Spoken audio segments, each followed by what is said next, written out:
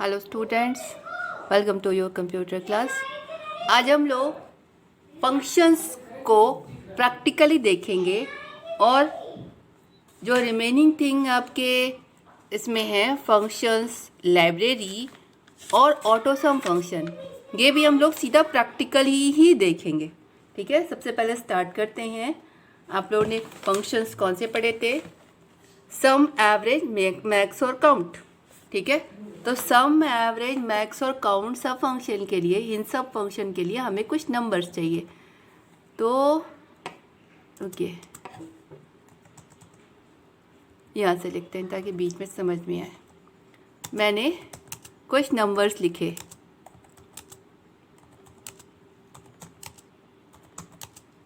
Now first सम function. ठीक है, अब आप सम फंक्शन अगर मैं सबसे पहले डायरेक्टली लिखूंगी, उसके बाद यूजिंग इंसर्ट फंक्शन, और उसके बाद आपको फंक्शन लाइब्रेरी बताऊंगी। ठीक है, सम फंक्शन हमें हमारे नंबर कहाँ हैं? D2 से लेके D8 तक में। तो हम लोग equal to sum, bracket start किया, सीधा सीधा हमने लिख दिया D2 कोलन D8। आप देख रहे हो जैसे आपने लिखा है वो तुरंत उतना सेलेक्ट हो गया है। ठीक है, और एंटर दबाया, आपका D2 कोलन D8 फंक्शन में जितने भी नंबर थे उस नंबर का सम हमने फॉर्मूला यहाँ लिखा। तो D2 से लेके D8 तक के जितने भी नंबर थे उसका सम D9 में आ गया। ठीक है, आप चाहिए मान ले एवरेज चाहते हैं। ठीक है, अभी आपने इसमें सम लिखा, देखिए यहाँ पे आपको फॉर्मूला बार में सम फंक्शन लिखा हुआ दिख रहा है। Now you want the average. ठीक है, अब मैं इसको मिटा रही हूँ। इक्वल टू, अब मैंने लिखा average, AVERAGE, bracket start, same range तो वही है D2 कोलन D8। ये पहला तरीका है जब हमें फंक्शन का नाम मालूम है, सेल रेंज मालूम है, हम इस तरीके से लिख सकते हैं। एवरेज लिखा, एंटर दबाया, उस सेल में आपका जो भी सेल रेंज सेलेक्टेड थी उस सेल रेंज का एवरेज निकल कर डिस्प्ले हो जाएगा। ठीक है, this is the average. The next function is the max. Max means the maximum number. अब यहीं पे हम मैक्स फंक्शन लिखते हैं, same MAX, max, same range दिया हमने D2 कोलन D8, एंटर किया। अब इस रेंज में जो सबसे बड़ा वाला नंबर है, मुझे सबसे बड़ा वाला नंबर 76 दिख रहा है। तो जैसे ही मैंने D2 कोलन दिया, उसमें से जो सबसे बड़ा वाला नंबर है दैट इज द 76, वो आपको रिजल्ट के फॉर्मेट में डिस्प्ले हो जाएगा। अगर आप मैक्स की जगह पर मिन करेंगे, मैं करके दिखाती हूँ। इक्वल टू किया, MIN किया, मिन, the range is D2 colon D8, enter. तो जो हमारी रेंज थी उसमें सबसे छोटा नंबर 32 है, हालांकि सबसे छोटा नंबर 23 है। ठीक है, तो जो 23 हमारे रिजल्ट वाले में से डिस्प्ले हो गया, this is the minimum number. Next function is the count. Count means count the number of cell, equal to count D2 colon D8। D2 colon D8 I think it's a 7 cell, it return 7। ठीक है, तो एक तरीका तो ये हुआ जब आपको फंक्शन मालूम है, फंक्शन का नेम मालूम है, सेल रेंज मालूम है, सेल रेंज कैसे लिखा जाता है ये मालूम है, आपने डायरेक्टली किया। ठीक है, दूसरा आपको एक्सेल फैसिलिटी प्रोवाइड करता है फंक्शन को इंसर्ट करने की। इंसर्ट फंक्शन आपको मिलता है फॉर्मूला टैब पर। तो फॉर्मूला टैब पर क्लिक किया, आपका फॉर्मूला टैब ओपन हो गया। फॉर्मूला टैब में मैं यहाँ सारे फंक्शन हटा रही हूँ। ठीक है, फॉर्मूला टैब में यहाँ पर आपको इंसर्ट फंक्शन का ऑप्शन मिल रहा है, ठीक है। इंसर्ट फंक्शन पे क्लिक किया।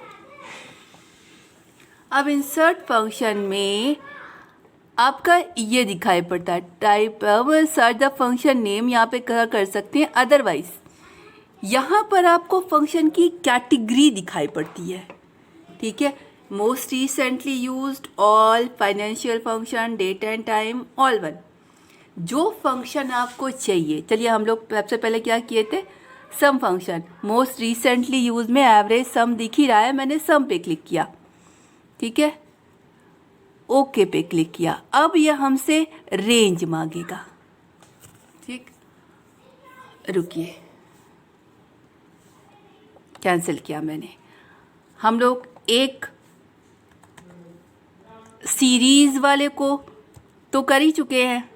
अब मैं आपको दिखाती हूँ कि अगर आप अलग अलग जगह आपके नंबर लिखे हुए हैं तो भी आप सम फंक्शन से उन सबको कैसे जोड़ सकते हैं। ये वाली सेल है हमारी G4 और ये वाली है J5। हमें सबको जोड़ना है, इसको इसको इसको, ठीक है। फिर से किया हमने इंसर्ट फंक्शन, हमारे रिसेंटली यूज्ड फंक्शन दिख रहे हैं, इसमें से हमने सम फंक्शन सेलेक्ट किया, ऑलरेडी करा हुआ है। ओके पे क्लिक किया। पहला तो उसने ये रेंज सेलेक्ट लिया, अपने आप ले लिया है, ठीक है। अब हमारा नंबर 2, हम चाहते हैं अगला वाला,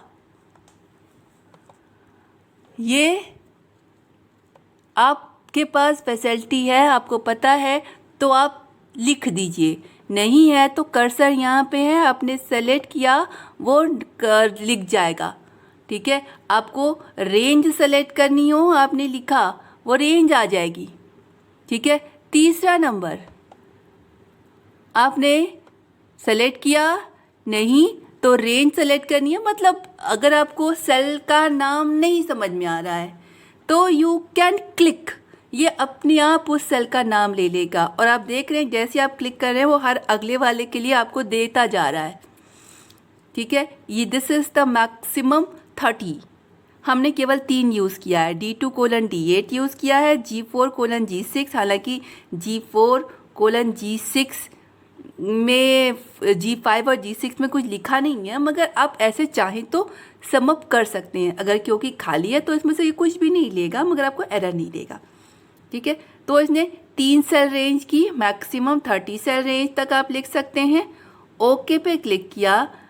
जहाँ पर भी आपका जिस भी सेल में आप हैं उस सेल में ये रिजल्ट दे देगा। This is the insert function, ठीक है। आपके पास देखिए, मैं फिर से इंसर्ट फंक्शन वाले पे क्लिक कर रही हूँ। इंसर्ट फंक्शन पे क्लिक किया। अब यहाँ पर देखिए, इसमें फास्ट से दिखाती हूँ। ये जो डायलॉग बॉक्स है, ठीक है, इसमें आपकी कैटेगरी डिवाइडेड है। मोस्ट रिसेंटली यूज, तो जो आप फंक्शन आप करंटली यूज़ कर रहे हैं वो वाले, ठीक है। उसके अलावा फाइनेंशियल फंक्शन पे क्लिक किया तो जो फाइनेंशियल फंक्शन आपका एक्सेल प्रोवाइड कर रहा है वो दिखाई पड़ेगा। आपने डेट एंड टाइम फंक्शन पे क्लिक किया तो डेट एंड टाइम फंक्शन को बता देगा, ठीक है। मैथ फंक्शन पे क्लिक किया तो मैथ फंक्शन जो भी ये प्रोवाइड कर रहा है, एब्सोल्यूट वैल्यू और A10, सीलिंग, फ्लोर, जितने भी फंक्शन मैथ फंक्शन ये प्रोवाइड कर रहा है वो आपको बता देगा, ठीक है। और उसके अलावा text function, logical function, logical में इफ होता है, लॉजिकल फंक्शन, तो जो कैटेगरी आप चूज करेंगे उस कैटेगरी के फंक्शन ये आपको यहाँ पर दिखा देगा, ठीक है। This is the second way to insert a function.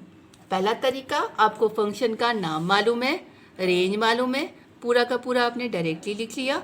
दूसरा तरीका, इंसर्ट फंक्शन पे क्लिक किया, इसमें ना आपको नाम मालूम है ना रेंज मालूम है, तो आपने इंसर्ट फंक्शन से फंक्शन नेम क्लिक किया। रेंज वाले में आपने क्लिक किया तो जो भी जिस सेल को क्लिक किया वो अपने आप उसमें एज अ पैरामीटर ऐड होता जाएगा। और वो आपका फंक्शन लिखा जाएगा। ठीक है, this is the second way. Third way is the formula tab पर। देखिए यहाँ पर आपको ढेर सारी कैटेगरी दिख रही है। ठीक है, कैटेगरी आपका फॉर्मूला टैब पर ऑटोमेटिकली बटन के फॉर्मेट में डिस्प्ले हो रही है। आप वहाँ से भी फंक्शन को ऐड कर सकते हैं। कैसे? देखिए यहाँ पर आपको जब हम लोगों ने फॉर्मूला बार खोला था, जो डायलॉग बॉक्स खोला था, उसमें पहली कैटेगरी थी मोस्ट रिसेंटली यूज।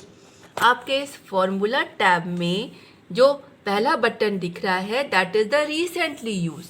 इस पे क्लिक करेंगे तो जो फंक्शन आप करंटली यूज़ कर रहे हैं या आपने रिसेंटली यूज़ किए हैं वो आपको दिख जाएंगे। मीन्स आपको कोई भी डायलॉग बॉक्स खोलने की ज़रूरत नहीं है, आपको यहाँ से मिल जाएगा। ठीक है, फाइनेंशियल फंक्शन दूसरी कैटेगरी थी फाइनेंशियल फंक्शन की। आपने इंसर्ट फंक्शन का डायलॉग बॉक्स नहीं खोला, ठीक है, कोई कैटेगरी नहीं चूज़ की, वो कैटेगरी आपको बटन के फॉर्मेट में यहाँ दिख रही है। आपको फाइनेंशियल फंक्शन की कैटेगरी में दिख जाएंगे। लॉजिकल फंक्शन की कैटेगरी में दिख जाएंगे।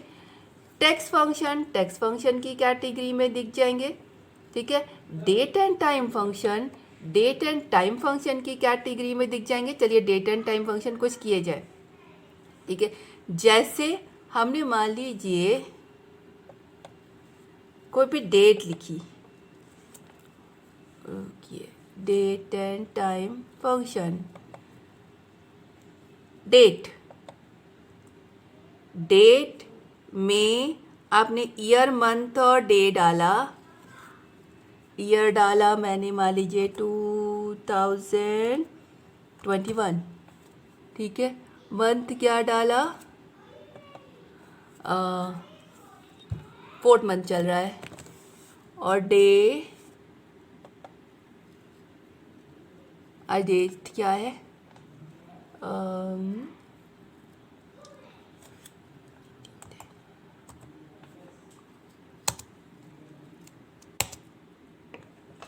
तो it return the date function take 3 parameter and return the date। मतलब 3 पैरामीटर लिया, इसको डेट के फॉर्मेट में कन्वर्ट कर दिया। देखिए आप देख रहे हो 3 पैरामीटर हमने डेट के फॉर्मेट में नहीं दिए थे, लेकिन जो इसने रिटर्न किया है वो एक डेट है। ठीक है, 3 पैरामीटर आपने एक नंबर के फॉर्मेट में दिए थे और उसने उसको डेट में कन्वर्ट कर दिया है। डेट में कन्वर्ट करने का फ़ायदा क्या होता है, आप इसमें से कोई भी डेट वाली चीज़ें कर सकते हैं। जैसे now it is a day. ठीक है, डे निकाला, सीरियल नंबर नहीं, इसी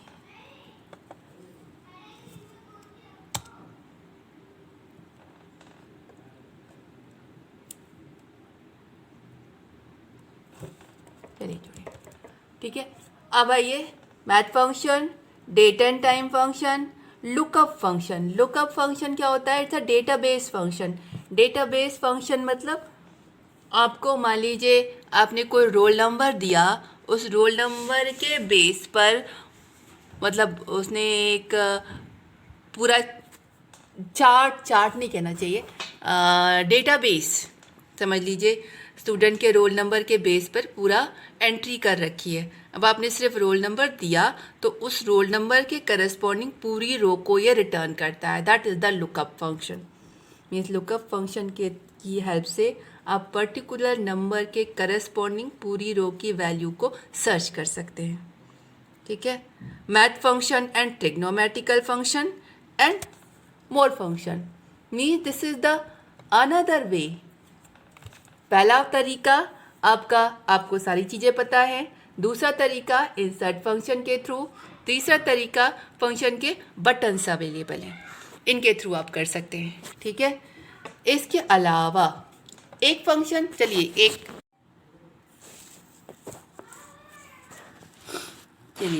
एक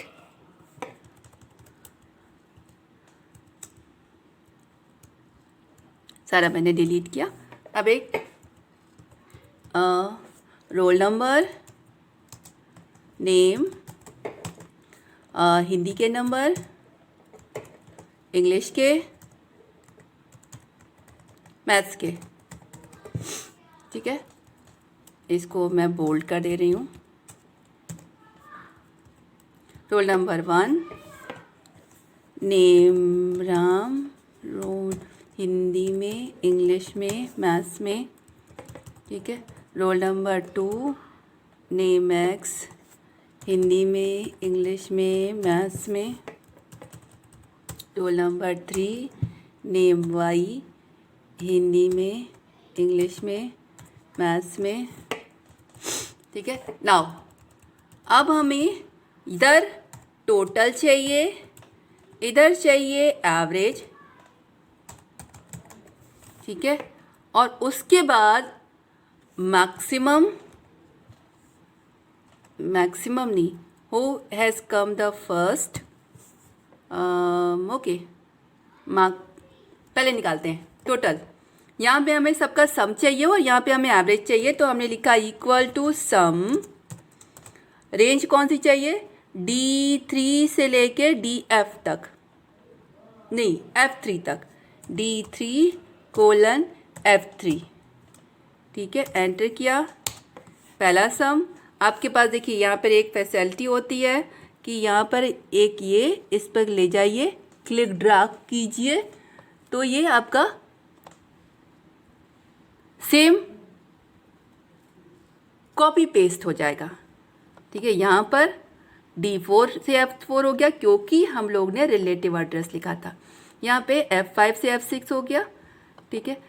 एवरेज निकालना है, equal to AVERAGE average, same D3 से लेकर F3, D3 colon F3,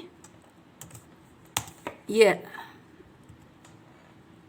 D3 से F3 AVE। देखिए आपका, मैंने आपको ये एरर बताई है ना, मैंने एवरेज की स्पेलिंग गलत लिखी थी, तो इसको एवरेज वो नहीं मिला, तो इसने नेम एरर दे दी, ठीक है। Now this is the average. अब जिसका एवरेज सबसे ज़्यादा है वो फर्स्ट आया है, ठीक है। तो हु इज़ द फर्स्ट? सबसे पहले मैक्सिमम निकाला, मैक्सिमम नंबर वाई के हैं, विच इज़ द फर्स्ट। यहाँ पर आप मैक्स निकाल सकते हैं, मैक्स में तीनों में नंबर या नीचे मैक्स निकाल सकते हैं, equal to max from H3 to H5, H3 colon H5। तो जिसके सबसे ज़्यादा हैं, जो मैक्सिमम नंबर है, वो यहाँ पे दिख जाएगा, ठीक है। एक फैसिलिटी ऑटो सम की भी ये प्रोवाइड करता है, ऑटो सम फैसिलिटी। यहाँ पर आप देखिए, दिस इज़ द ऑटो सम, ठीक है। ऑटो सम में आपको कोई भी फंक्शन नहीं लिखना पड़ता। जैसे मान लीजिए आपको इन सब का सम चाहिए, जहाँ पर चाहिए वहाँ पे क्लिक किया या सेलेक्ट किया, सीधा सेलेक्ट किया लास्ट तक और ऑटो सम पे क्लिक किया। लास्ट वाले में ये ऑटोमेटिकली सबका सम करके डिस्प्ले कर देगा। मैं एक बार फिर करके दिखाती हूँ, ठीक है। आपको जिसका सम करना है, ठीक है, वहाँ पे पहुँचे, मान लीजिए हमें इंग्लिश वाले का सम करना है, सीधा सेलेक्ट किया और लास्ट वाला वो कॉलम खाली जिसमें हमें रिजल्ट चाहिए, ठीक। उसके बाद सीधे गए ऑटो सम पे क्लिक किया, यहाँ पर वो ऑटोमेटिकली इन तीनों का सम करके लास्ट में डिस्प्ले कर देगा। एक तो last topic is the auto सम, हो गया आपका ऑटो सम फीचर, मैंने बता दिया, ठीक। Your chapter is over. इसके बाद हम लोग इसकी एक्सरसाइज लेंगे। Okay, thank you.